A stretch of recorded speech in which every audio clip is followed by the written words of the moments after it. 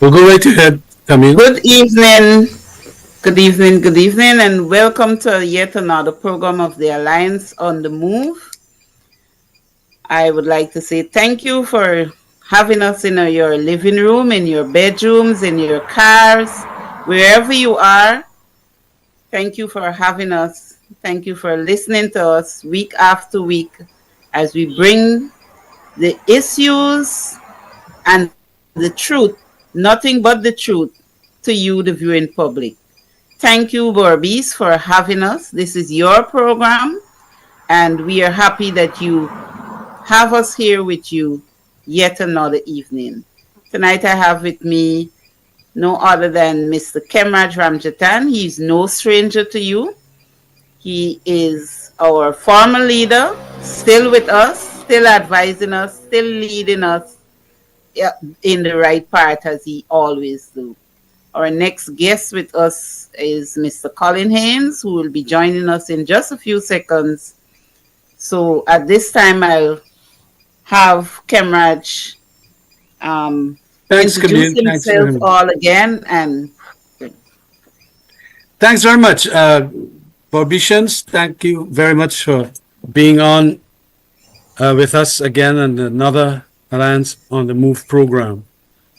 We have quite a number of issues to talk about, and one that is very topical is that corruption report of 2024 from Transparency International. Transparency International, as you know, is an international body, a kind of a watchdog body that do what is called a lot of scrutinizing and information gathering within the various countries of the world, and then it comes out with a report at the end of the year concerning what is the status of the corruption in that country. It did 182 countries, I think, this year, and we suffered pretty badly from the report in the sense that the report has indicated that we are indeed a very corrupt country. And this is, an international body that is talking about Guyana. Of course, the president, Irfan Ali, came out and indicated that this thing is politically biased. Well, I don't know what yes, political bias. He just wants Kemraj, to cover up. Kemraj, the funny thing is about it is that he feel as if the coalition should not have gotten such a high score. He's questioning why the coalition get such a high score and they're not getting that high score. Forgetting that in 2018, I may stand corrected, the coalition took Guyana off of the blacklist. That's correct. That is correct. Of course, we all know how corrupt the PPP is. And you just don't have need for corrupt Transparency International to talk about corruption in Guyana. Borbician see it every day with the contractors. Borbician see it every day with the regional law officers. And I mean, that is one of the reasons why, what's his name? Ramaya? Ramaya. Ramaya gone and say, well, look, the corruption is the highest he has ever seen all over the place. And Ramaya speaks to a lot of people, and Ramaya indicated to me, he was by me a couple months ago, and he indicated that the thing has gone so rotten, he never expected. So I told him, what you never expected? These people are greedy, and all manner of schemes and devices they will put on with contractors' money, with even the distribution of all the fishermen's funding, the COVID funds and everything. They know how to do it. And they got a set of people inside of that PVP that does it all the time. But I just want Kemraj, what I would like you to do, I'm not cutting you, but it's to break it down for us. That so that it's the deaf, the dumb, and the blind can understand what is taking place, what is the information that was put out by the transparency, and let the public understand what is really going on, because we're seeing Zero is very corrupt, zero is corrupt and 100 is very corrupt. So Yeah. just break down that No, no, analysis for us. zero is corrupt, very corrupt, Yeah. and a And hundred 100 is is very corrupt. honest. Yeah, the countries that get more than 50 and so on.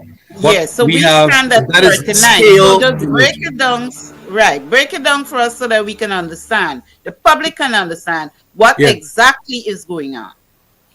Well, what they do is they ask the country, a lot of businessmen, politicians, and the diplomatic community inside of the country, like Guyana, they would ask them what is their perception or the reality of what is going on, the corruption.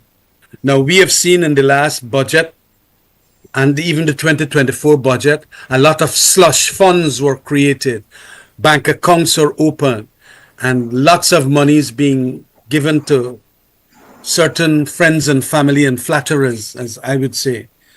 And these people then collate all that information they got, and depending on what it is, they then give you a score. Okay? And they also check out what is happening in your newspapers, who and who get corruption, like House in New York, who and who resign from CHPA, who and who inside of the police force take $8.5 million to go and give a gift, and so on. And all these things, which are the truth, they then collate and they then give you a score. Our score this year, well, it is last year really, because it's January 2024 to December 2024. Yeah, We 39. got, I think, 39 points. Right, moving So from zero, 24 in the yeah, coalition time. right. Well, we had gotten coalition times, the points had gone up to 41, Yeah, right? And because they had, the PPP had, I think, 29 points in yes, 2015. And then we yeah. Raise did it up. very well. And Yeah, it was so cool, and a number of other issues. We brought down Sitlington from England. We brought down Russell Combe to deal with corruption and so on in and around the country. And these people did major investigations and so on. And we caught a lot of people. And each year, our thing went up as a country that is developing and improving its corruption index, anti-corruption index, I should say. So we carried it up to 41, right? yeah, And then the 2021, 2022, it stick around at around 40, and then it gone down this year now to 39. Each point there shows that the government is not doing the necessary things to halt corruption. And what the report also says, and I want you to understand this, is that this government, the PPP government, what they are doing together with certain economic elites. In my book, the economic elites are the contractor class. They have captured the state and fostering misappropriation of resources. Exact words what they're talking about. And also indulging in illicit enrichment. And they're committing an environmental crime. And they say further on in the report, although the country has created a lot of anti-corruption institutions and laws, transparency and law enforcement are very low, with attacks on not dissenting working. voices and activists and journalists increasingly common. We then went on to get 90 space with 39 points out of 182 countries. And of course, we went on to talk about how, in a press release yesterday, how even the parliament and its committees in parliament have not been operating so that we could scrutinize some of these officials. Take, for example, the Parliamentary Committee on the Security Sector. We could have called the Commissioner of Police, Mr. Hicken, in that committee meeting and have like what is happening in America right now. congressional deliberations, congressional scrutiny, and ask him why it is. But they don't want to call up these meetings. Mr. Ben, in 2020, convened the meeting, named the people in it, and never ever again held one meeting. So we can't call the commissioner of police, we can't call the fire chief with all the fires and so on happening. We can't call the prison authorities or the Kanu officials with all that has happened with that 4-ton of cocaine in the hinterland. Right. Yeah. So that is what we had that political body for. To call them, and we got powers of subpoena. Got you behind here. We want to hear some of the answers. What you got to tell us about gift and so on for Brutus and all kind of thing you collected. That's the kind of thing we wanted in this country. And so we get all these bodies and non-functioning. They're all dysfunctional or they're not operational. And that is why, if the president could call contractors and who want to turn up, then, I mean, how can he call his ministers and so? Well, that's the trouble. I mean, it is only a facade. It is only a sham. Because if you really want to have anti-corruption approaches to government, you got to allow the opposition to ask the question. Just like in any other country. The government members might not want to ask the question, but if you really want to be a good, genuine democracy, the opposition members, they are far freer to put some good licks in some of these senior officials who have been indulging in all these nonsense. I mean, one of them resigned the other day, CHPA head. Mm-hmm. I mean, we would want him to come in whatever is the committee, find out from him what is it that happened. We understand is one kind of real estate transaction and all that. We want the truth, and you just don't go hide and so on like that. And that is why the report writers for the report in the overseas country, they then came out with this very biting criticism of the Irfaan Ali government in relation to matters of corruption. The corruption has gone worse and we are doing really, really bad. And it's because, of course, we got so much money now. This oil money is billions and billions of dollars. So we now got, and this is 1.3 billion, is this US dollars? US dollars. Yeah. And so we feel that this kind of thing is going to make rotten a lot of these players that are around. Even within the regions, we understand that the corruption has gotten bad. And even in local authority councils, all kinds of things, people selling sand, people doing all manner of things. And so this country ain't got no good under this PPP. It ain't got no good because all of them so bloody greedy. That is what they want. And that is why when you put up systems now, like the police force, this, that, whatever, they are also corrupt. And they too are not utilizing the law enforcement institutions to stop this thing. Corruption eats into the heart of a country and kills it literally. And a lot of people then take the money and they carry them away America and all over the place. And you don't have anything here. And that is why life is so difficult in this country. Corruption is rampant. And it's a lot of these officials from the political party in government and the people in government, especially, in my view, senior leaders, they don't want to check on them. We can get all kind of wickedness happening, rape case, all kind of thing. That they don't even get charged. True. But you know, Kamraj, speaking about them not even getting charged, I just read in the papers yesterday about the two doctors that were fired because of the Venezuelan mother and child that died at GPHC. My thing is, Kamraj, it's good that they did an investigation, they came up with results. But my problem with that is thousands of Guyanese mothers and babies died under the same regime, and we didn't had one investigation. We didn't had one nurse, doctor, nobody get fired. But just this foreigner here, come here, this incident, and doctors being fired. Is it that the Guyanese lives have Well, no I'll ask worth? Colin to Is it that join us with the conversation now. Colin is a medical Colin expert. is there? Colin, good night. Good night. Good night. It's a pleasure to be here. Thank you, Camille. And Camrat, Yes, it's good to be on the show with you. Good night. yes.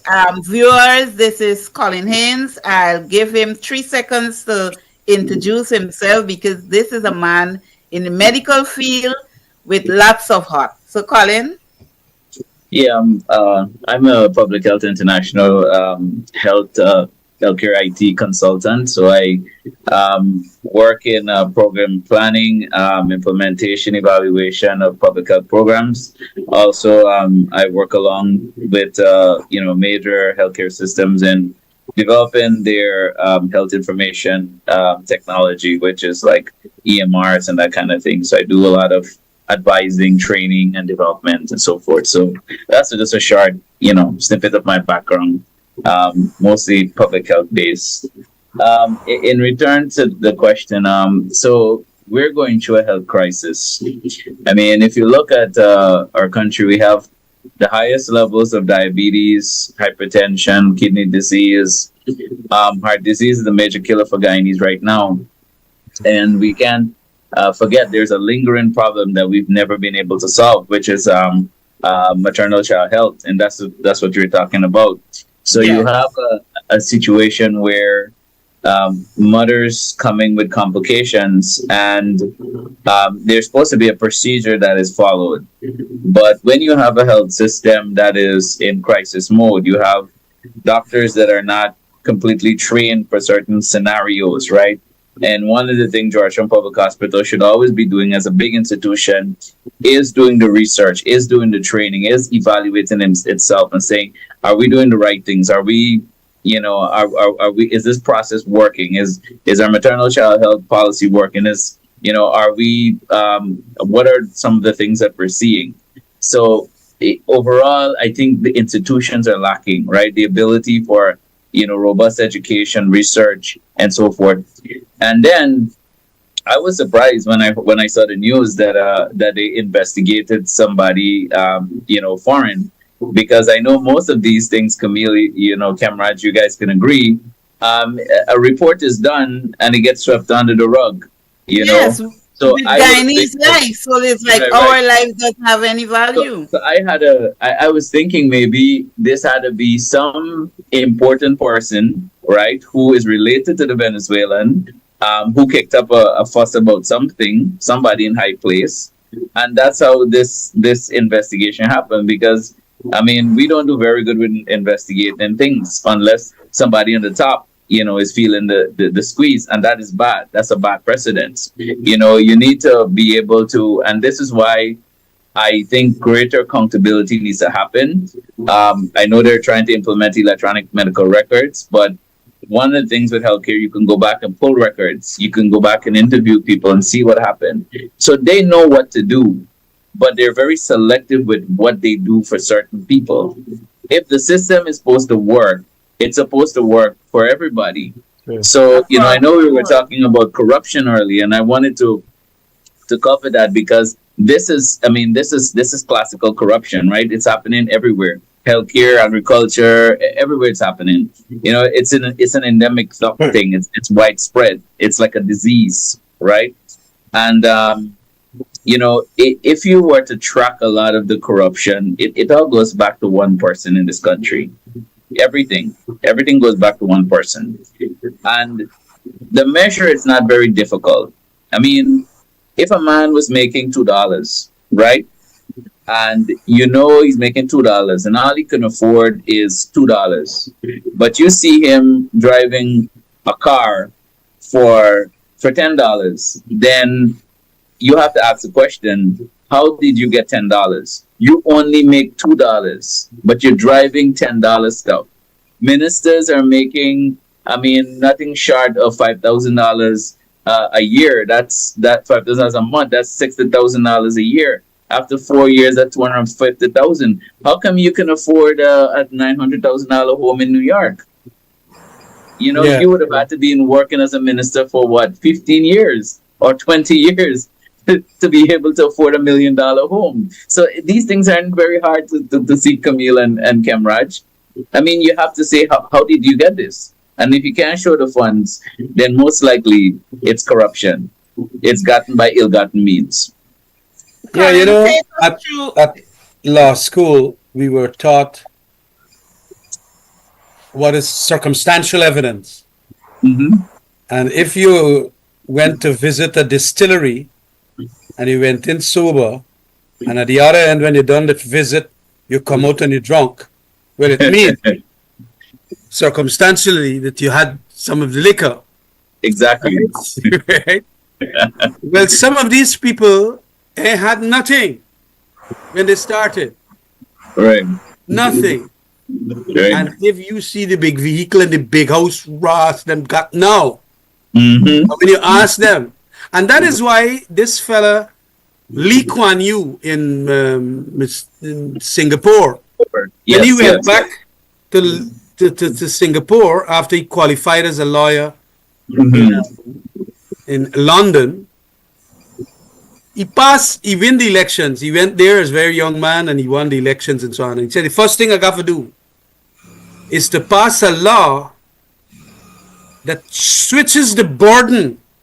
Now, if you walk in $2 a day and you get a $10 car, you got to prove to the state how come you get a $10 car. Not Correct. like the criminal law that we have in Guyana here, which says the prosecution got to prove how you get the $10 car. Well, sometimes we know, but he switched the burden. And he said, well, you prove to me. Right. Other people say how it was unconstitutional. And he said, no, bother with that. Yeah. We have to do something about corruption.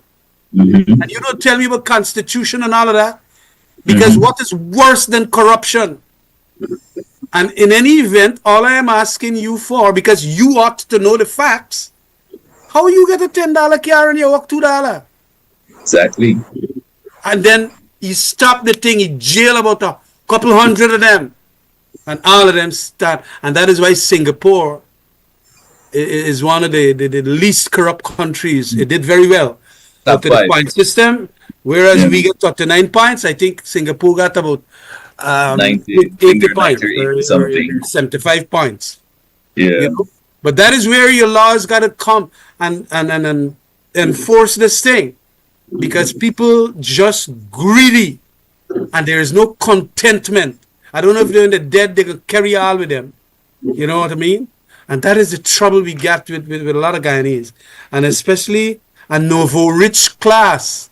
It got a kind of crony contractor capitalist. Oh gosh, all of them want is money, money, money. And they managed to go and with the Empatab and with other officials get contract. Sometimes the contract is $690 more than the engineers estimate. One of them. $690 million more than what the engineer estimate the project for. Look at that one called Critic. I mean, he ain't do nothing yet and he collect about a couple $100 million. Yeah, What is going 180 on? million. Yeah. Right. And then when you get ready, I don't listen to him all the time. I don't even listen to him. But maybe he just cuss up every morning. Cuss up people and so on. Before we go back to Colin, right now we have a problem in Region 6 with drainage and irrigation.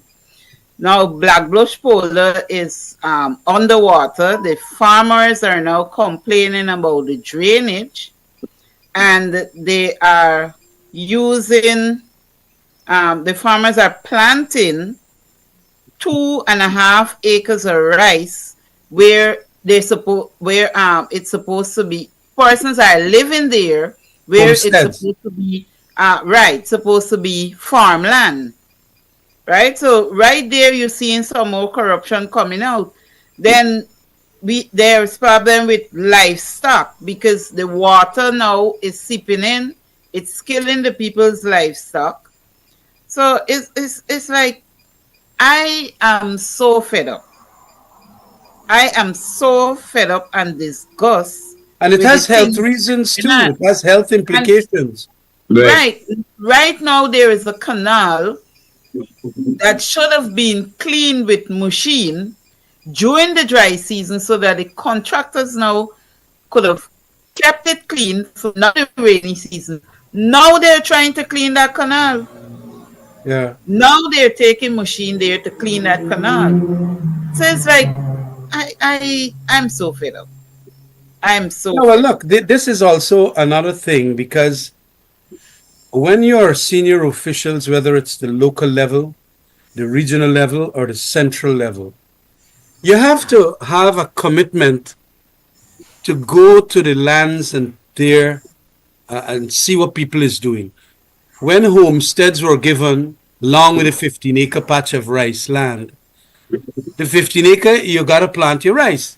And the homestead will have your house, and it is supposed to have a garden. You plant your baigan, your bora, your Well, they're cocoa, and planting whatever, rice pepper and so now. on. Yeah, And draining the water is affecting the persons that has their crash cap and the precisely, chicken and precisely. And them you're supposed fowl to, and on that whatever. land, the homestead mind your chicken, your duck, and even a couple goat and so on. And it is higher than the rice land.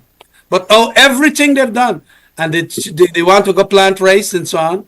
And a lot of them have said the rice now make money, but all of them they put a plant rice. And you need cows, you need for that 2.5 acres homestead, some milk for at least the kids in the family, and so on. That is, I remember when Chedi Jagan had indicated why they're homesteads because you need to get vegetables and so on planted. You can't go and plant the vegetable in the rice field patch of 15 acres. Right, Right. right. So, but all has gone unplanned now, and all have gone what is called. It is everybody doing what they feel that they should be doing, and so there is And no enforcement. right, Cameron, now even the farmers are complaining that the last crop they were paid $5,800 a ton for paddy, and now they're only being paid $5,000 a ton fifty A bag. thousand dollars a ton for No, no, paddy. not a ton. I think it is A bag, a yeah, bag. A bag. yeah, They used to get $5,000 a bag for paddy, and 5,800, eight and hundred. now they only get it, yeah, And they get in, I think, 4,800 or even less now. yeah, $1,500 or $1,200 less.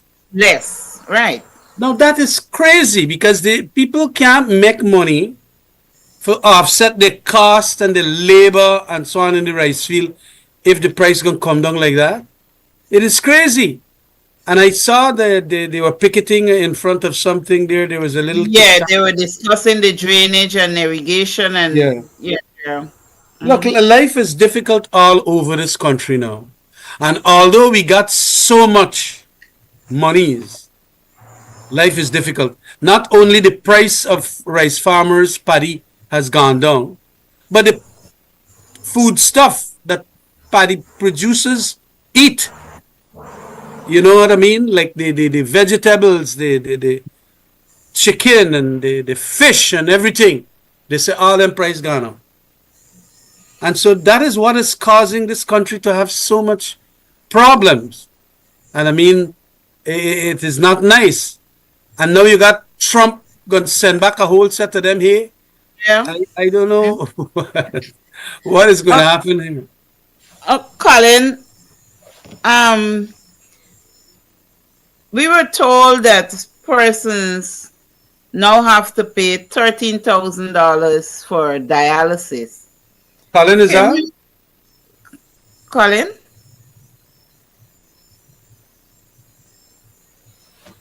Oh yeah, Colin, she's asking you a question there. You having some Colin, you problem? there?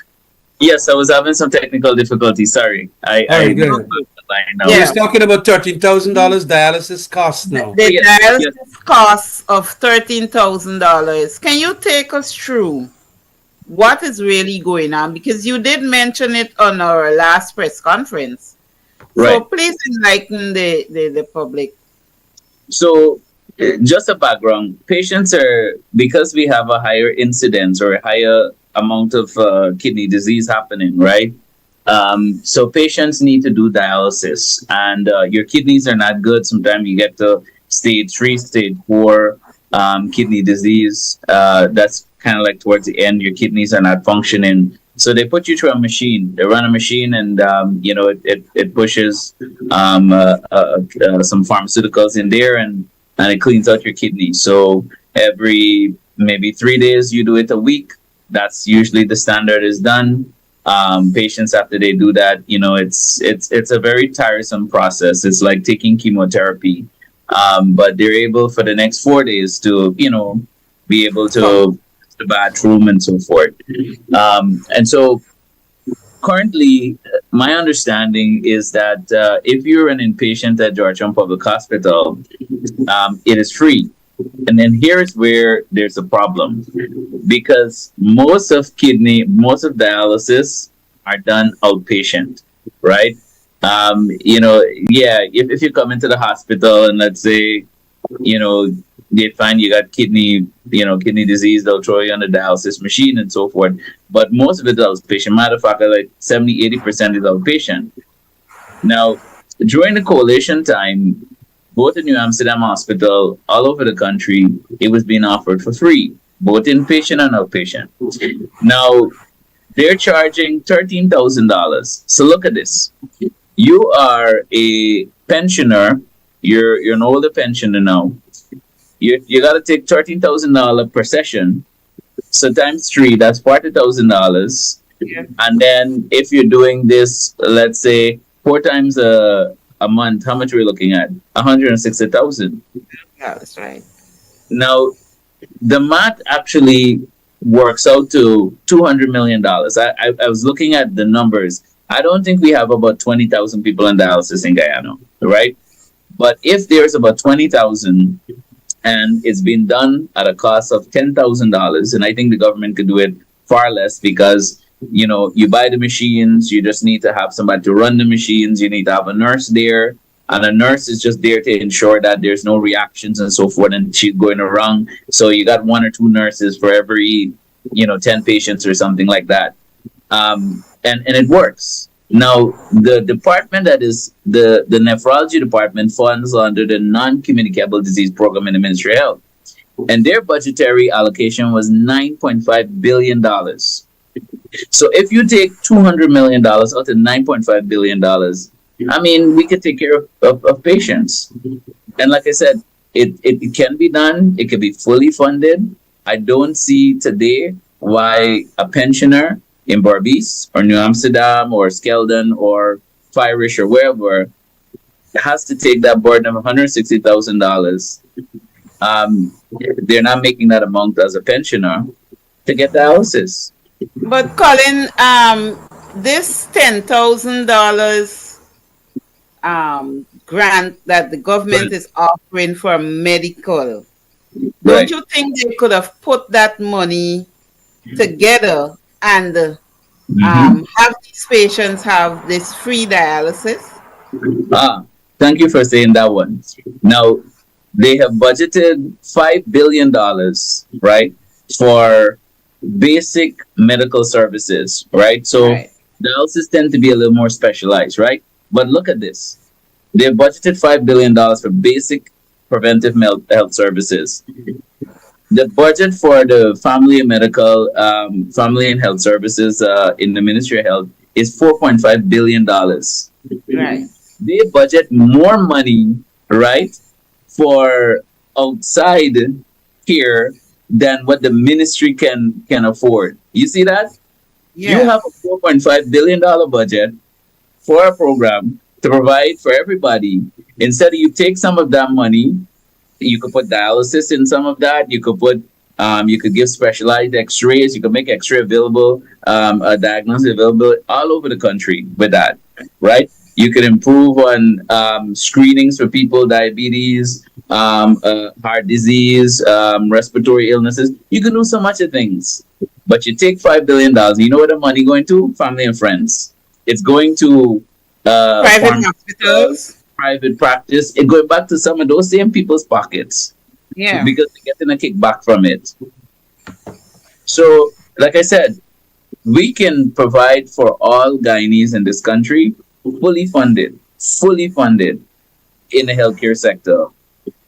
But you got a budget of $140 billion, and you're telling me that 5 billion out of that going towards, you know, going and get routine tests that Georgian Public Hospital could do, Linden Hospital, Skeldon, all of them could do these routine tests. So what we're saying here is that the PPP is telling us that they don't have confidence in the system. And so they got to go outside. People got to go outside to get health care. But we got $140 billion budget. So what are we doing there?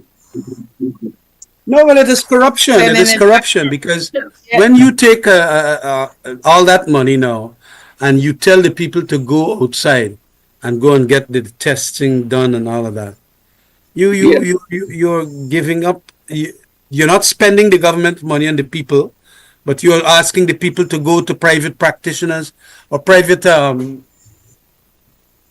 what do you call them? These laboratories and so on.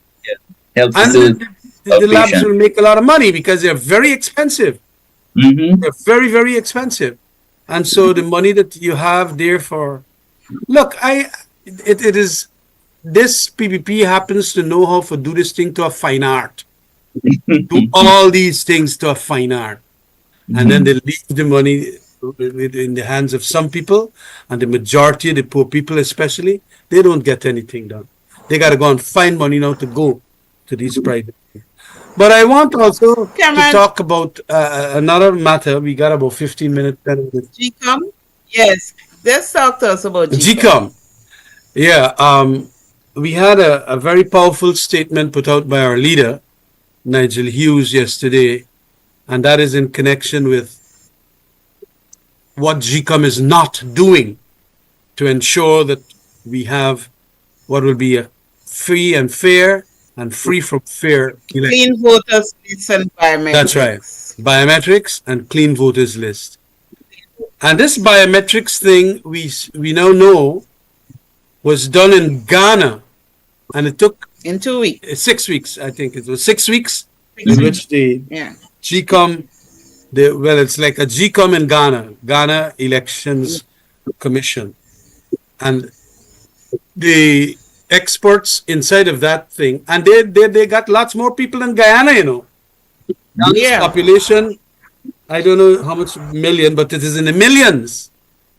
And they managed in 6 weeks to get all these fingerprint and whatever, and all the equipment purchased and so on. Now we gonna have elections still in November, so we got lots more than 6 weeks.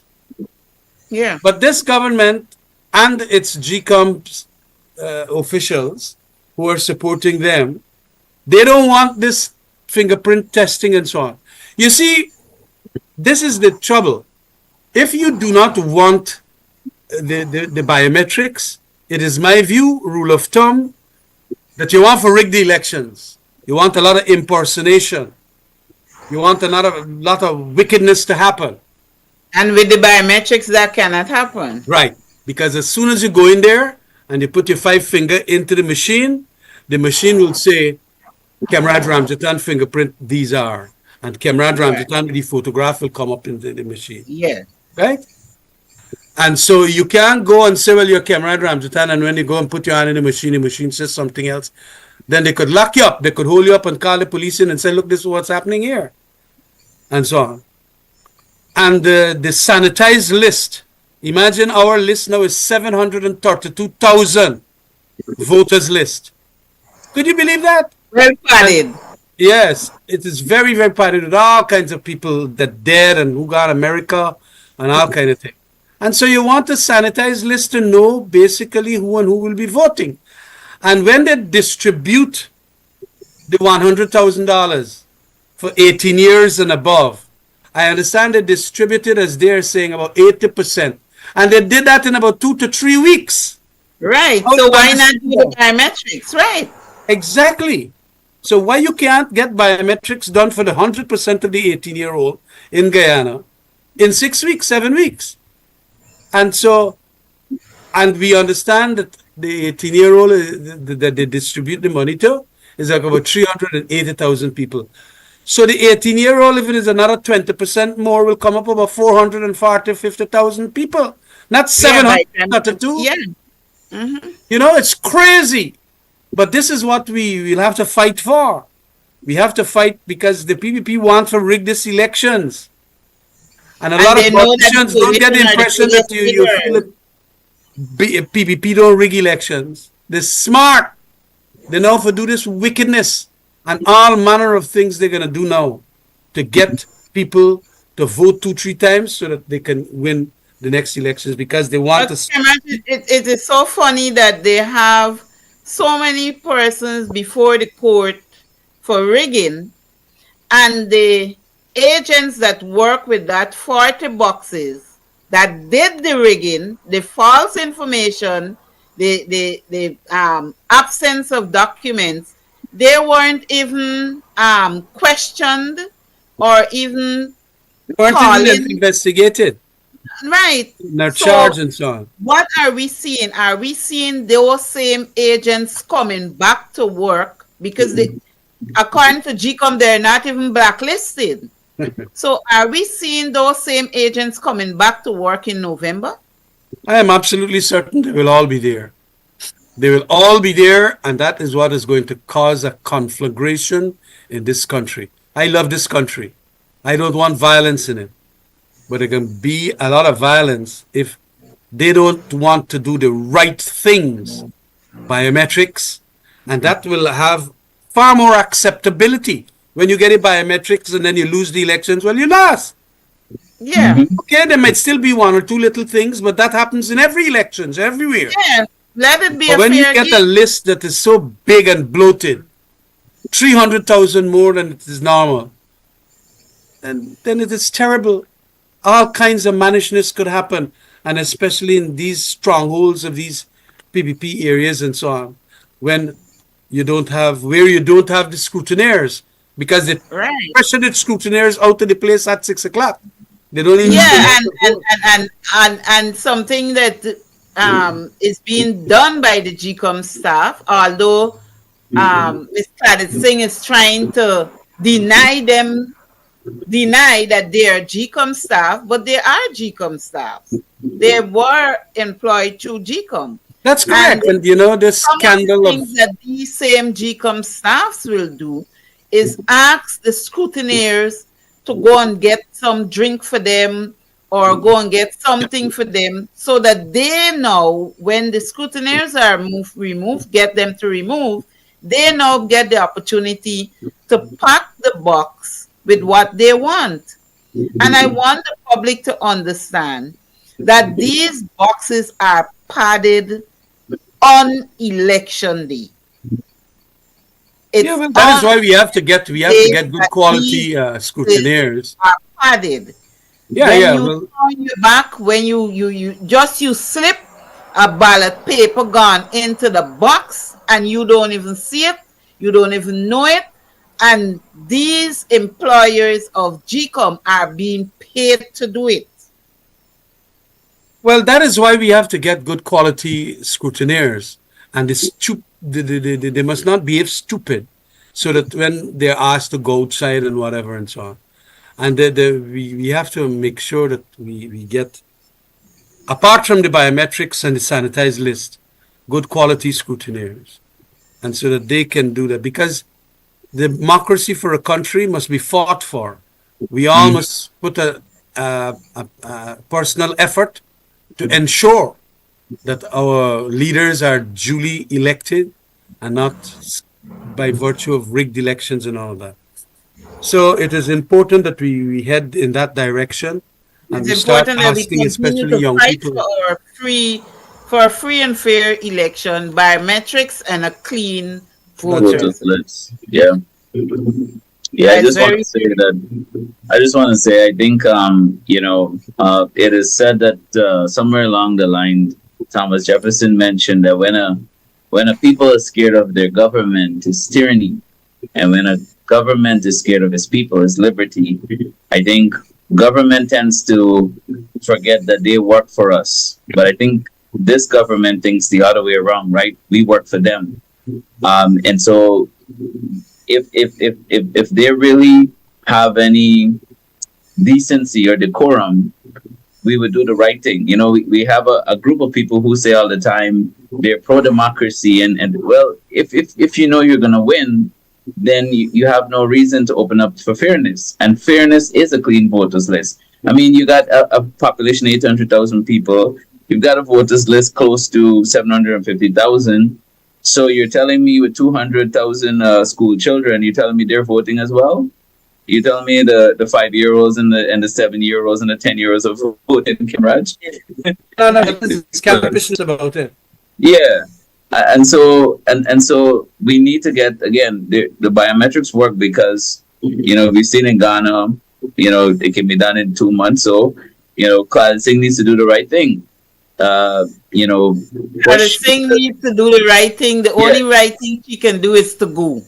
The right thing, yeah. That go. The other right thing is push for a clean voters list, and also push for biometrics so that when somebody walks into a poll station and they put their fingers and as Kimraj said, you know, it marked you voted already. You get the police to lock them up because Colin, even to the tape that was leaked, you listening to it, you understand that not even Claudia don't have a voice. Yeah, sadly, very sadly. She's there, but she don't have a voice. Right. She's been bullied and coerced by the what they call them, the guardians of democracy. That's what they call them. Right. And they are set there. I think they're set there to monitor her. Mm-hmm. Right. To monitor her. I sometimes wonder if she's comfortable in that seat. Well, it does appear that she's gotten a lot of challenges presently. The GCOM itself, with the governance structure there, not doing the reviews that are necessary to make it improve its performance for the next elections. Right. They never did that. And we see Vincent Alexander making the case that at least they ought to do all these things. That is why our institution gets improved in its performance.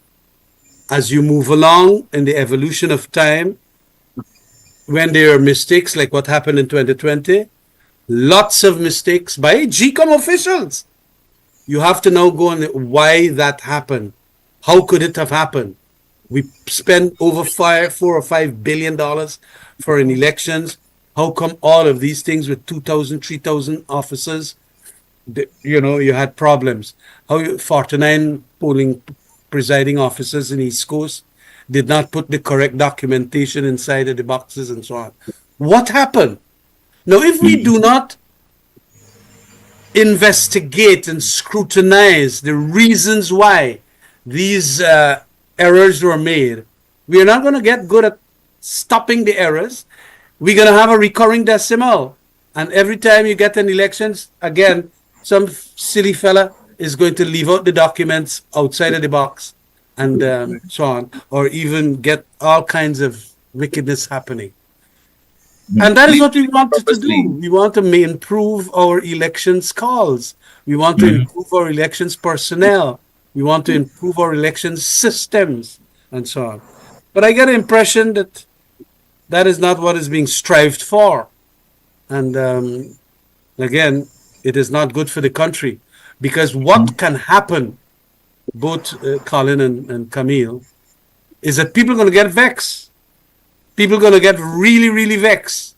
And when they get vexed, it could be violence out there. And I don't want that kind of nonsense. But then sometimes you can't stop it because people just going to tell you. And if you go and tell them to stop it or Kimraj go attack to them, they might give you a cough in the mouth and say, "Well, your ass." So we got to understand that this thing could play out very, very badly. Yeah. We have like 8 minutes more. Colin, over to you. Yeah, I wanted to talk about recently about also the government is embarking on an ambitious and quite frankly I'm trying to find a word, but an impossible task of developing an electronic medical record, and this is squarely along where my line of work is. Right, I've been doing this for over 10 years now.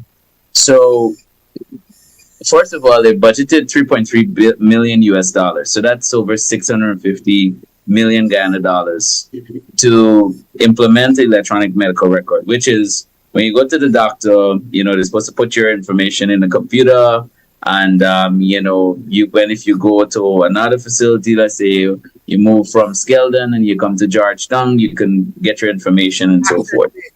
Right, access the information. So it's good. I've worked for some of the best healthcare systems in the United States and some in the world, and they have about anywhere between 5 and 15 hospitals, and it's taken them 20 years to get this done. And I don't understand how the government of Guyana is going to implement the electronic medical record starting in 2020, 2021, and they feel that they can get this done in 4 to 5 years. So there are steps, there are protocols that you have to go through. There's a phase called forecasting, right? You have to determine what kind of EMR you want, how it's going to work. There's a one where there's a demo mode. They bring in the stakeholders, they demo it to them, they show them. Then you also have to ensure that you have the technical requirements. And here's where we're missing in Guyana, because we're going to develop an EMR in the interland. How is the internet connection in the interland?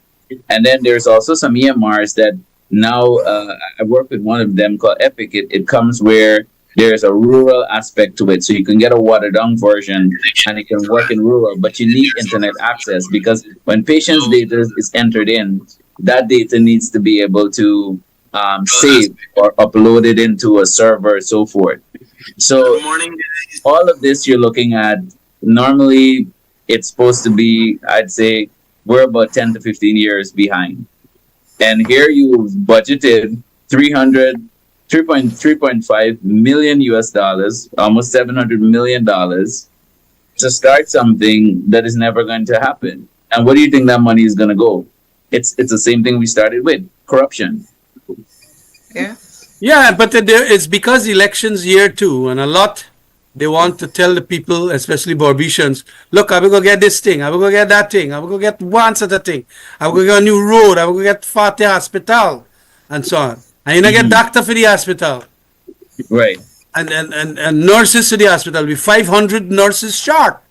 All of them leaving the country and going overseas and so on. We're 500 only in Georgetown. We're only in Georgetown, right? Across the country.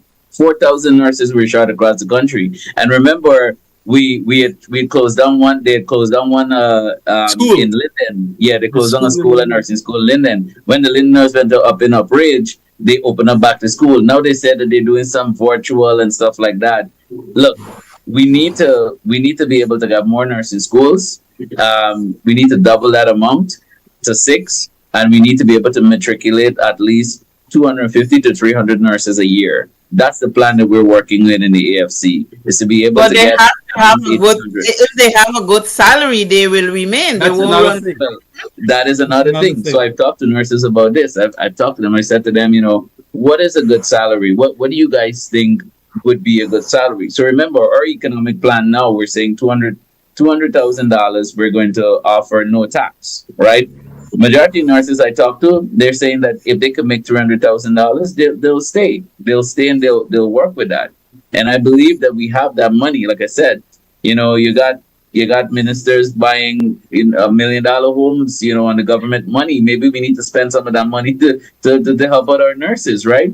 And this is where, for me, it pays. I just came from a village in the East Coast called Beirut, and they don't have a play field.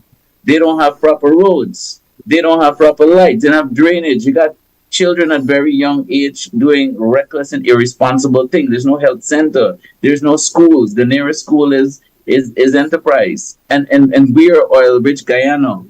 And we're boasting about progress and production and these things. And the most simple, basic thing like a health center take over. We will not rest until they pass maths. So I guess our focus is just on maths now. So yeah, that is true. It's a very sad situation, and we have to do lots better. And this year too, a lot of the young people out there in Berbice and I'm talking here to Bobitians too, please Mhm. be rational in how you deal with how you're going to vote this time come around. I mean, a lot of them, I talked to a couple of them.